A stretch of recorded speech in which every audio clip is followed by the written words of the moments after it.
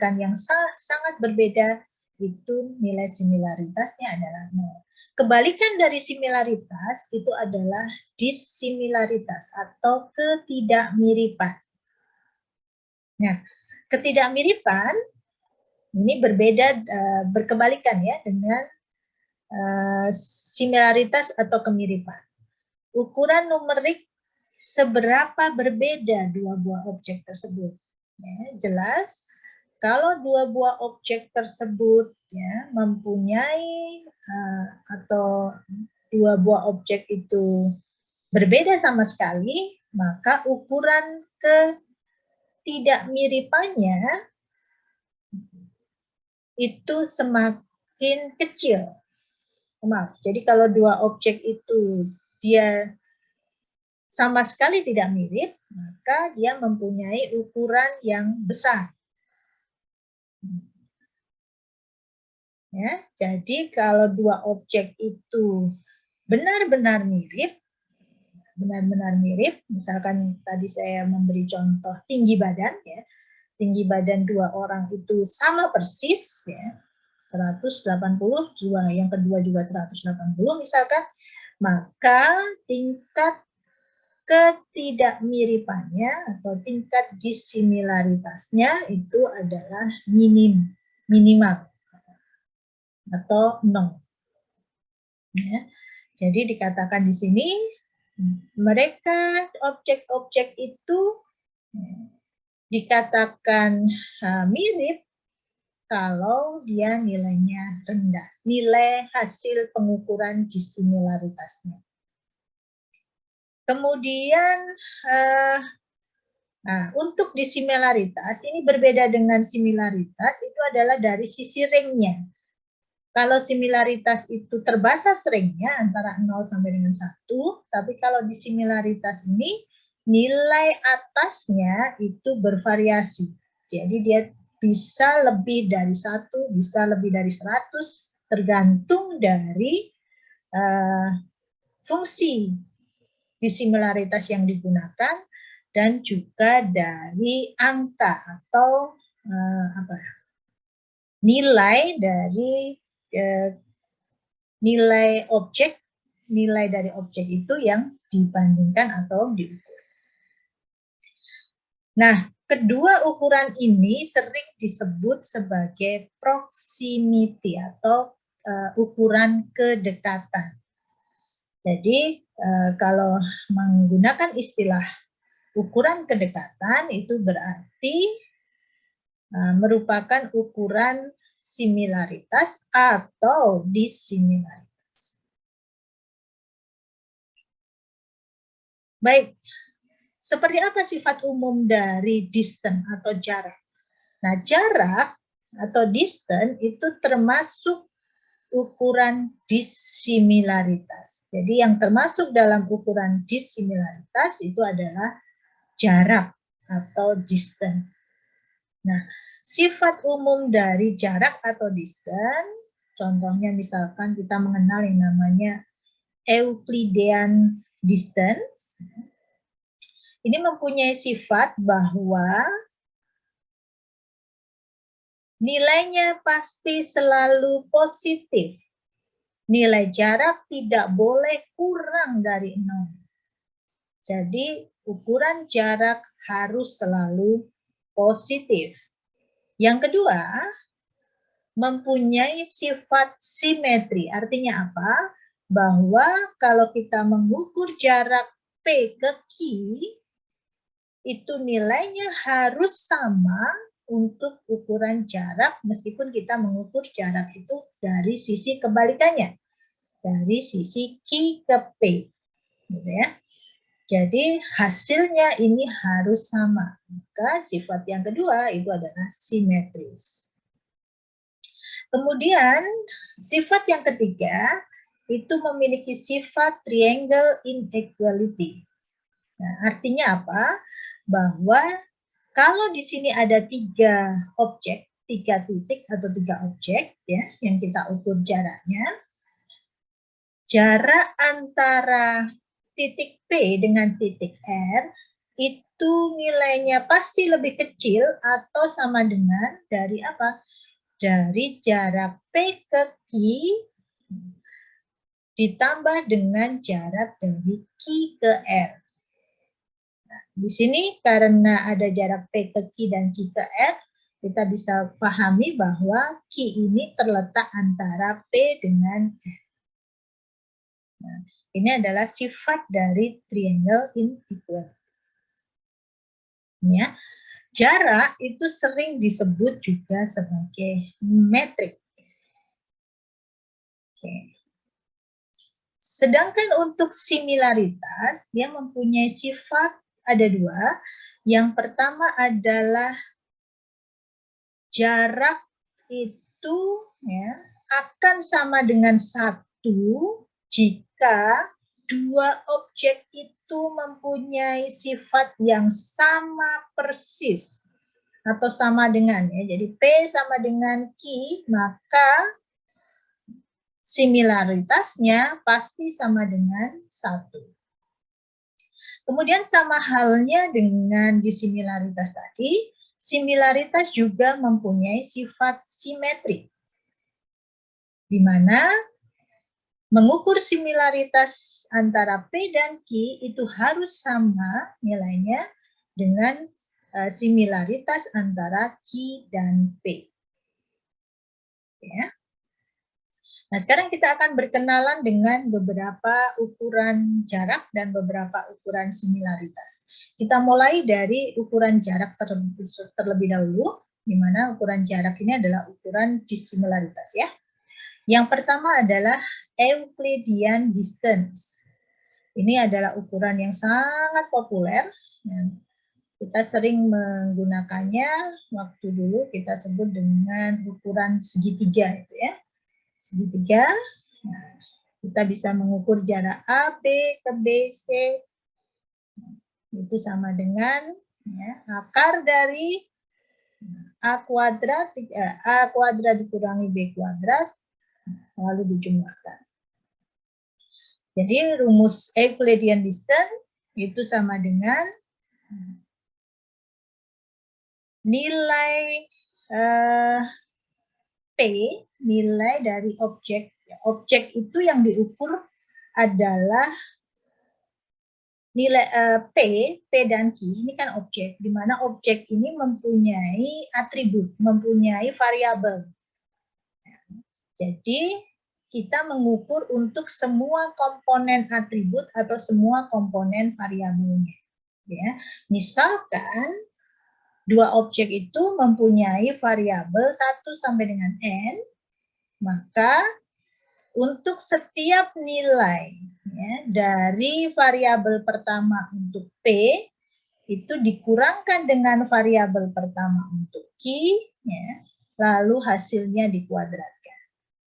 Demikian juga kita juga harus menghitung variabel kedua dari P dengan variabel kedua dari Q dikurangkan, dikuadratkan. Lalu semuanya mulai dari variabel 1 sampai dengan hasil pengurangan itu tadi, variabel 1 dengan variabel 2, dengan variabel 3 sampai dengan variabel ke N, itu semuanya dijumlahkan. Rumusnya seperti ini ya. Nah, kita lihat contohnya. Kita lihat contohnya, misalkan di sini kita mempunyai 4 objek, di mana masing-masing objek ini mempunyai 2 variabel. Jadi kalau kita berbicara mengenai variabel, variabelnya adalah biasanya kita nyatakan dalam bentuk kolom, ya, variabel. Datanya P1, P2, P3, P4. Jadi di sini kalau kita gambarkan dalam bentuk tabel dataset, nah, bentuknya nanti seperti ini. Jadi ada 4 objek, P1, P2, P3, P4. Variabel X dari P1 itu adalah 0, variabel Y dari P1 adalah 2. Variabel X dari P2 adalah 2, variabel Y dari P2 adalah 0 dan seterusnya. Ya, paham dulu ya ini. itu. Nah, sekarang misalkan kita ingin mengukur jarak Euklidian antara P1 dengan P2, P1 dengan P2, maka yang kita lakukan itu adalah menghitung selisih antara nilai dalam satu variabel yang sama. P1 dan P2, variabel X-nya adalah 0 dan 2. Ini kita selisihkan, kemudian kita kuadratkan. Jadi sesuai dengan rumus ini. Jadi diselisihkan, kemudian ya, jadi dari contoh ini 0 dikurangi 2 dikuadratkan. Demikian juga Y-nya juga diselisihkan, kemudian dikuadratkan. Di sini berarti 2 dikurangi 0 dikuadratkan. 0 dikurangi 2 dikuadratkan hasilnya sama dengan 4. Kemudian 2 dikurangi 0 dikuadratkan juga hasilnya sama dengan 4. Lalu bagaimana? Keduanya dijumlahkan. Berarti 4 ditambah dengan 4. 4 ditambah dengan 4. Terakhir diakarkan. Berarti hasil distance Euklidian antara P1 dan P2 itu adalah akar dari 4 ditambah dengan 4. Berarti sama dengan akar dari 8. Akar dari 8, kalau kita cari dengan menggunakan kalkulator, hasilnya adalah 2,828 dan seterusnya. Nah, dengan cara yang sama, kita bisa menghitung juga jarak Euklidian antara P1 dengan P3, P1 dengan P4, P2 dengan P3, dan seterusnya. Nah, kalau semua titik dalam sebuah dataset itu kita hitung distance-nya, kita bisa tampilkan dalam sebuah matrik yang disebut dengan proximity matrix. Di mana proximity matrix ini itu adalah menggambarkan hubungan jarak antar setiap datasetnya. Jadi kalau di sini kita cara membuat proximity matrixnya itu adalah kalau kita punya 4 poin, 4 titik, maka ukuran dari proximity matrixnya itu adalah 4 baris dikalikan 4 kolom. 4 baris dikalikan 4 kolom. Ya. Masing-masing baris itu melambangkan titiknya, P1, P2, P3, P4. Masing-masing kolom juga melambangkan titiknya dengan urutan yang sama, P1, P2, P3, P4. Ya.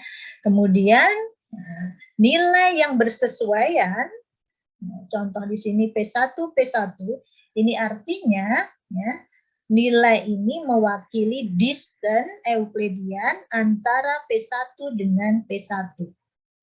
Masih ingat bahwa dua objek kalau sama persis, maka nilai jaraknya adalah sama dengan 0. Kalau kita mengukur jarak antara dua objek yang sama persis, P1 dengan P1 kan pasti sama persis, maka di sini nilai jaraknya itu pasti sama dengan 0. Sehingga kalau kita perhatikan bentuk dari proximity matrix ini, dia akan bernilai 0 untuk daerah yang diagonal karena ini adalah ukuran distance antara objek tersebut dengan dirinya sendiri. P1 dengan P1, P2 dengan P2, P3 dengan P3, P4 dengan P4. Itu sama dengan 0. Ya. Demikian juga kalau kita lihat sifat dari proximity matrix ini adalah simetris, ya kan? Nah, di sini kalau di sini dia ketemu 2,828, maka di sini pasti nilainya 2,828 karena sifat distance tadi adalah simetris. P1 dengan jarak antara P1 dengan P2 pasti sama dengan jarak antara P2 dengan P1. Oke. Ini mengenai Euclidean distance dan matrix distance ya, atau matrix proximity-nya. Berikutnya itu adalah kita mengenal yang namanya Minkowski distance. Jadi Minkowski distance ini sebenarnya adalah bentuk general dari Euclidean distance. Jadi di sini kita nanti mengenal ada parameter R, ya, di mana parameter R ini kalau kita ganti nilainya dengan 2, jadi kalau R ini kita ganti dengan 2, ini kan berarti 2, di sini 2, maka rumus ini akan sama dengan Euclidean distance. Ya kan? Ini kuadrat, ini kuadrat. Pangkat setengah itu kan sama dengan akar. Ya kan? Jadi sama dengan akar dari sumasi K sama dengan 1 sama dengan N. Ya, dari PK dikurangi QK, pangkatnya 2. Nah, kalau R-nya ini kita ganti dengan 1, berarti kan ini pangkat 1 ya sama dengan dirinya sendiri. Lalu di sini pangkat 1 per 1 sama dengan 1, ya sama dengan dirinya juga. Ya, maka kalau ini pangkatnya 1, itu disebut dengan city block distance atau dikenal juga dengan Manhattan distance atau ada yang menyebut juga dengan taxi cab distance atau disebut juga dengan L1 norm distance. Tapi yang paling terkenal adalah istilah city block distance. Ya, city block distance itu adalah sebuah distance yang rumusnya itu sama dengan selisih antar nilai variabel dari dua objek, selisih, ya, lalu diabsolutkan. Jangan lupa ini adalah tanda absolut. Tanda absolut artinya apa? Bahwa kalau hasil selisih itu nilainya negatif, maka dia akan dirubah menjadi positif. Absolut ya. Sehingga seperti sifat distance, dia tidak mungkin nilainya kurang dari 0. Oke. Kemudian hasil selisih antara setiap variabel tadi dijumlahkan semua untuk semua variabel.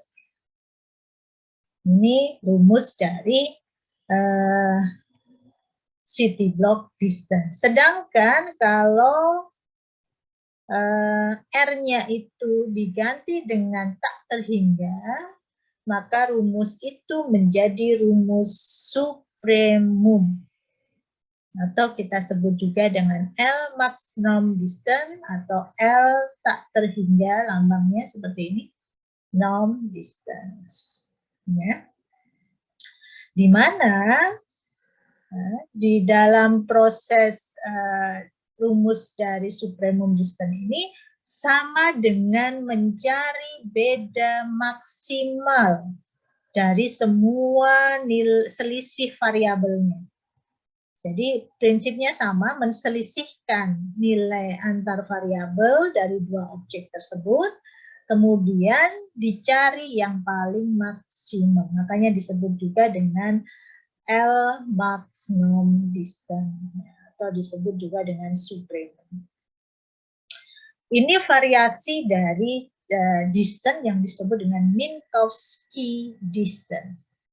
Jadi kalau Euclidean distance-nya itu tadi yang 2 ya. Nah ini contoh untuk Minkowski distance untuk semua ya L1, L2 dan L norm. L tak terhingga, sorry. Nah, yang L2 ini sama dengan Euclidean, jadi saya tidak perlu menjelaskan lagi. Saya akan tunjukkan untuk yang city block distance. Nah, di sini kita lihat untuk yang city block distance. Misalkan kita mau mengukur city block distance antara P1 dan P2, perhatikan. Nah, caranya di sini cukup diselisihkan saja antar variabelnya, nilai variabelnya. Jadi variabel 1 atau variabel X-nya diselisihkan, variabel Y-nya diselisihkan. Jadi 0 dikurangi 2, selisih ya, berarti sama dengan min 2. 2 dikurangi 0 sama dengan 2. Nah, jangan lupa di sini adalah diabsolutkan. Sehingga kalau misalkan di sini hasilnya min 2, itu kita rubah menjadi 2 karena absolut ya. Berarti artinya apa? Nilai distan di X ini sama dengan 2, nilai distan di Y juga sama dengan 2. Lalu keduanya dijumlahkan. Sehingga totalnya sama dengan 4. Jadi nilai city block distance antara titik P1 dan P2 itu sama dengan 4. Sedangkan antara P1 dengan P1 sama sesuai dengan sifatnya bahwa karena P1 dan P1 pasti sama persis, maka nilainya pasti 0. Ya.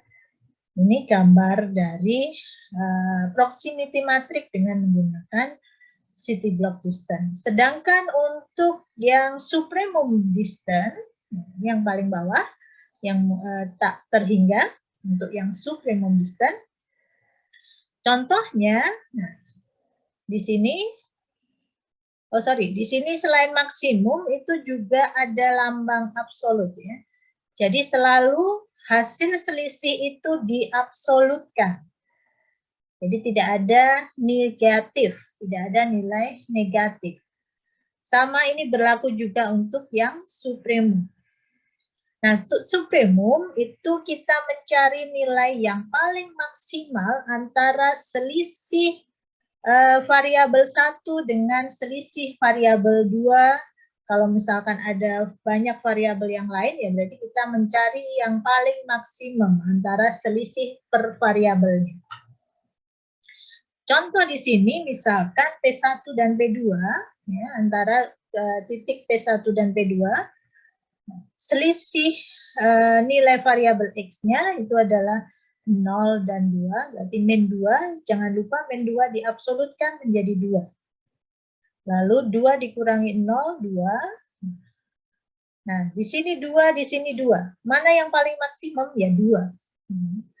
Jadi yang dipilih adalah salah satu yang paling maksimum. Kalau sama ya, nanti kita ambil nilainya salah satunya.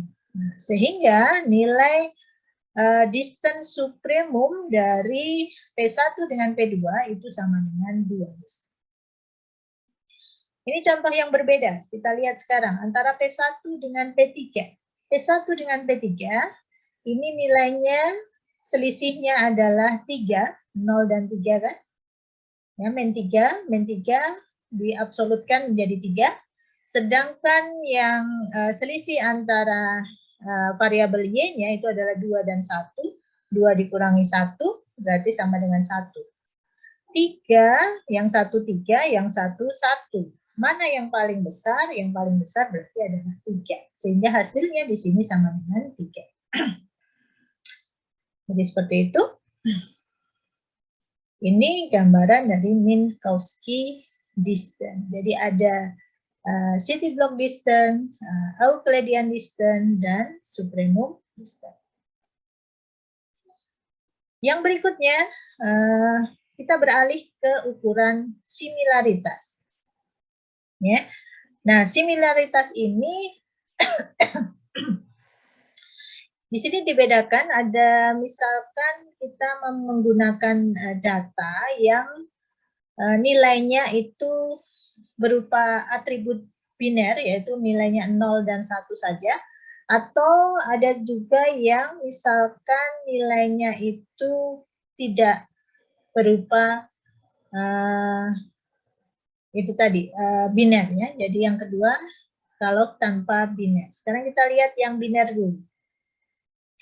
Jadi bagaimana mengukur similaritas antara dua objek ya, yang nilai setiap variabelnya itu adalah 0 dan 1.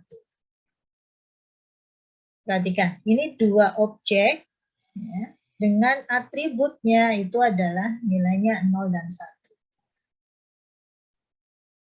Oke, nah di sini kita menggunakan dua pengukuran. Yang pertama adalah simple matching dan yang kedua adalah Jakat koefisien. Simple matching. Simple matching itu ya cara mengukurnya itu sama dengan jumlah atribut yang sama match. Match itu bisa 00, bisa 11 antara objek P dan objek Q. Jadi dua nilai itu sama persis, sama-sama 0 atau sama-sama 1, itu kita hitung jumlahnya ada berapa. Jumlah yang match, jumlah yang sama persis, dibagi dengan jumlah dari atribut keseluruhan. Jumlah dari atribut keseluruhan. Ya. Sedangkan Jakat koefisien ini sedikit berbeda. Bedanya apa? Kalau pada simple matching ini kita memperhitungkan semua match, baik itu yang 00 maupun yang 11, tapi kalau di Jakat koefisien ini kita mengabaikan yang nilainya 00. Artinya di objek 1 ada nilai 0, di objek 2 ada nilai 0, berarti dia match 00 itu diabaikan.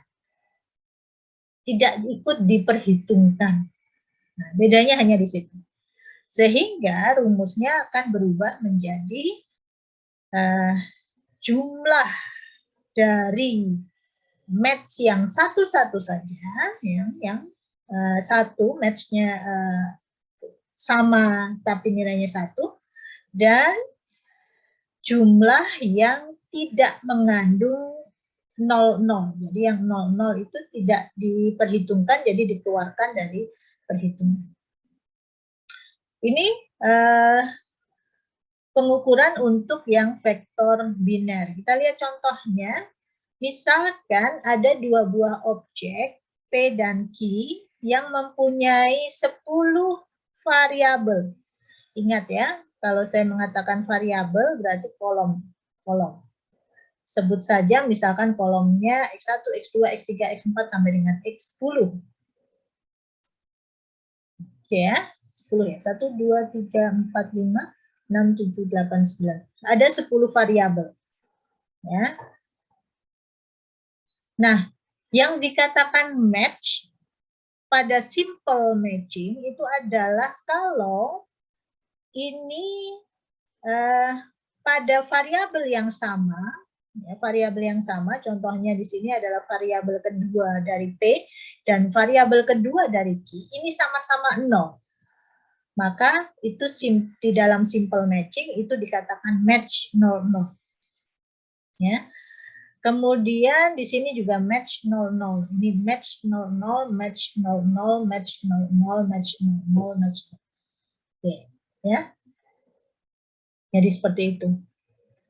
Nah, yang dikatakan tidak match yang mana ya? Ini contohnya variabel 1 dari P itu adalah 1, variabel 1 dari Q itu adalah 0. Demikian juga kebalikannya. Kalau P-nya itu 0, Q-nya 1, ini juga dikatakan tidak match. Maka dalam simple matching, berapa ukuran similaritasnya? Itu adalah dengan menghitung yang match tadi. Yang match berapa? 1, 2, 3, 4, 5, 6, 7. Ada 7 yang match dalam simple matching. Misalnya kita menggunakan rumus yang boleh enggak?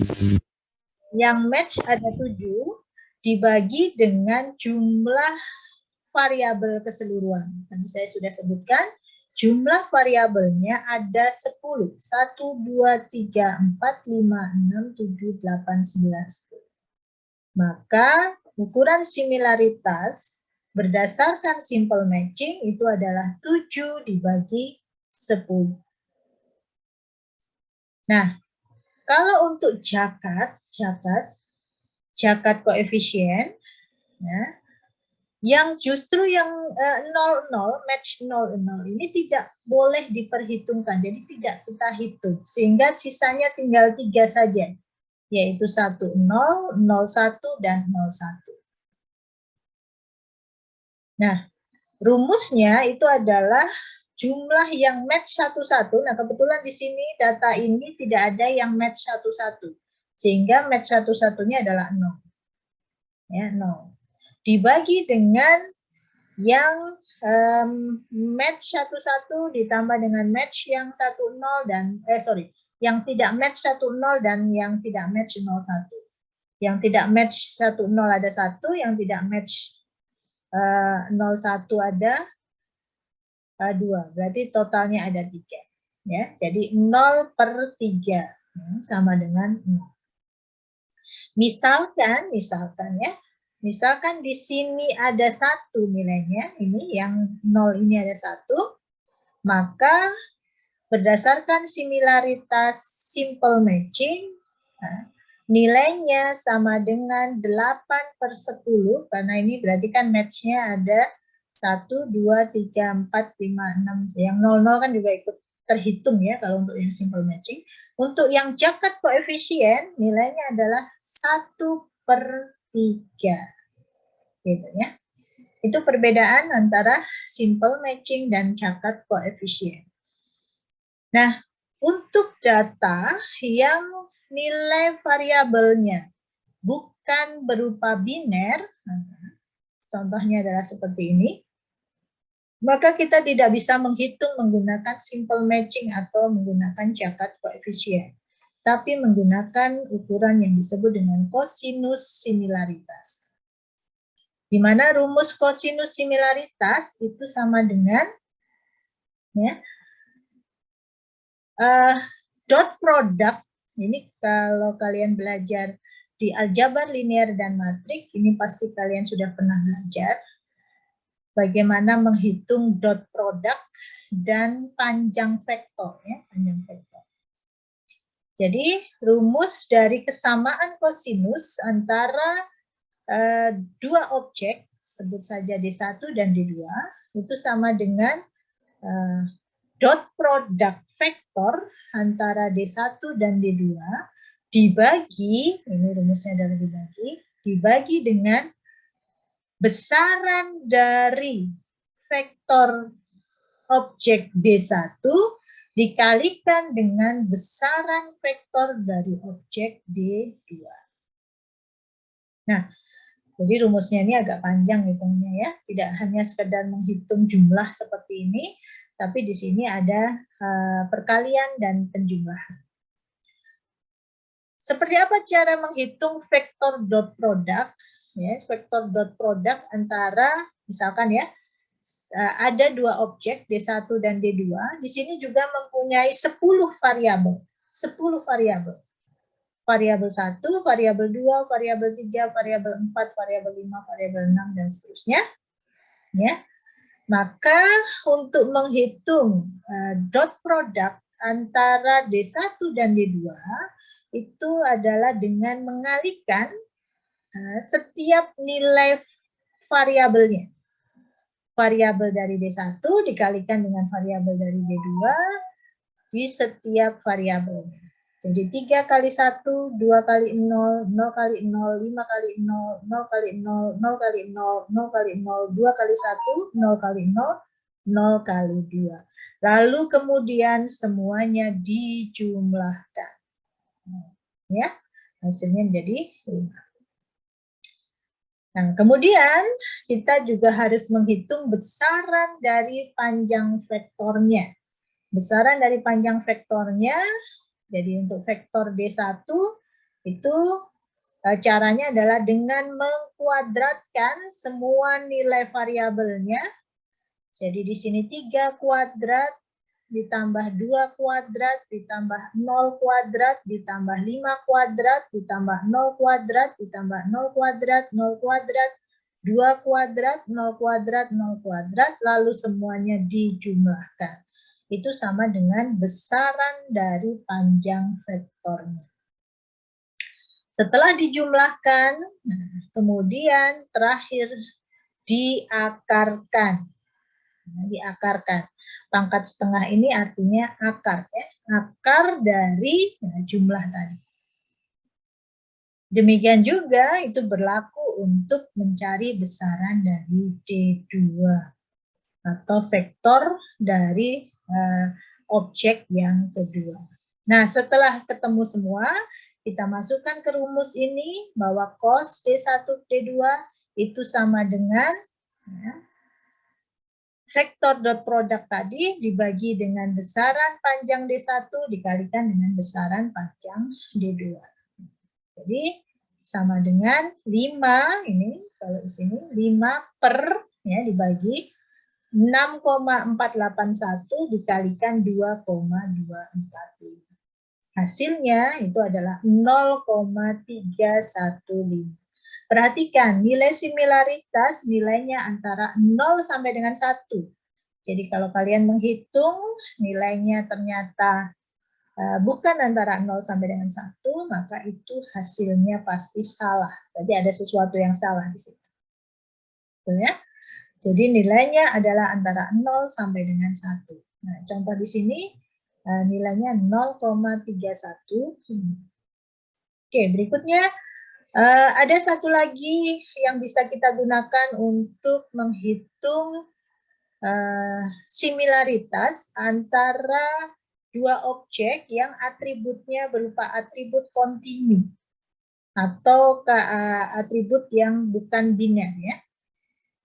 Nah, rumusnya ini kita sebut dengan extended Jaccard coefficient. Berarti pengembangan dari Jaccard coefficient. Kalau kita menggunakan Jaccard coefficient saja, itu atributnya adalah untuk yang 1 dan 0. Tapi untuk yang extended Jaccard coefficient, itu untuk yang atributnya kontinu atau berupa bilangan diskrit. Nah, rumusnya ini hampir mirip seperti kosinus similaritas, yaitu dot product. Ini saya menggunakan variabel yang berbeda ya, tapi sebenarnya prinsipnya sama. D1, D2 di sini, ini P dan Q. Itu artinya dua objek tadi, ya, dua objek yang kita sebut dengan P dan Q. Ya, dari P dot product Q, rumusnya nanti cara menghitungnya sama seperti ini. Ya, dibagi dengan besaran vektor P dikuadratkan ditambah dengan besaran vektor Q dikuadratkan dikurangi ya, dikurangi dengan dot product antara P dan Q. Jadi sama caranya kita menghitung terlebih dahulu dot product antara P dan Q, kemudian kita hitung besaran dari P dan kita hitung besaran dari Q. Baru kemudian hasilnya kita masukkan ke rumus ini sehingga ketemu seperti ini. Ini contohnya ya. Ini dua ukuran similaritas. Sebenarnya kalau kita lihat ini ada 4 ya, 4 ukuran similaritas dan 3 ukuran distance yang bisa kita gunakan untuk melakukan proses clustering. Oke, nah sekarang kita akan masuk ke algoritma clustering. Saya hanya untuk pertemuan hari ini, saya hanya akan menjelaskan satu algoritma clustering, yaitu untuk yang partitioning terlebih dahulu. Nanti kita akan lanjutkan